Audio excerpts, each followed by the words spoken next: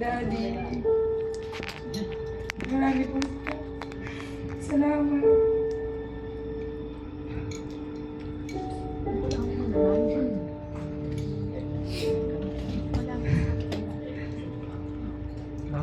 Salamat po sa pagbabalaki niyo sa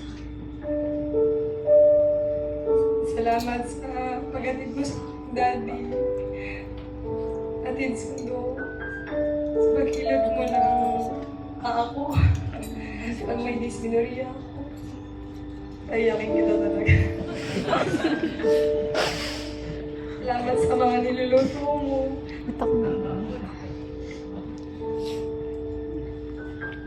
Salamat kasi binuo mo yung pamilya natin, naging faithful ka, naging isa kang good influence sa amin. Salamat sa paghabol mo ng mga daga. Salamat sa pagising mo anytime. Pag sumigaw ako, Daddy, nandiyan ka palagi. Salamat. Salamat. Salamat din, Mami. Sa lahat ng mga tinuro mo sa akin. Sa pagiging matapang.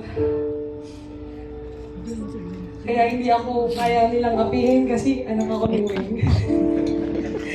Maraming salamat at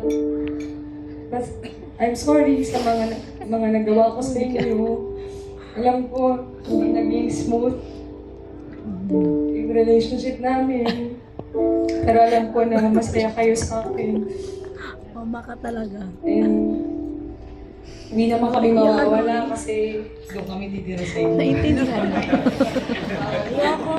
Anyway, thank you and bigyan pa kayo ng mahabang buhay ni Lord, ng strength, ng wisdom. Continue serving the Lord, continue praying for your children, and patuloy kayo magmahalan kasi wala na kayong referee sa bahay. Andiyan naman si Ezra. Yun lang, thank you, Mommy. Thank you, Daddy. Love you.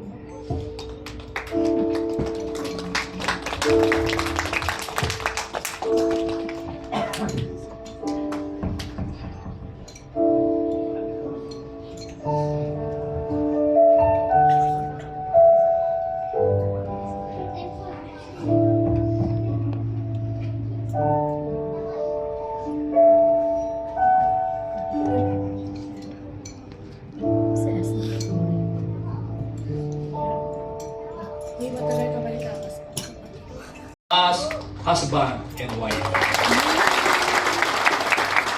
Kung namin dalawa, pinag-isa ng Diyos, ay huwag paghiwalayin ng tao. Congratulations, Marvin. Best wishes. Ladies and gentlemen, now I present to you the newlyweds, Mr. and Mrs. Marvin and Joyce Ann Sarmiento. And now, to meet the bride. Give us 10 seconds. Para makakuha ng mga cameraman. 10 seconds. 10 seconds, kiss. Si Ezra! Mama! Kaya mo yan! Si Ezra! Mama! Nakuha ba ito? Ay, hindi ko nakuha ng More! Wow.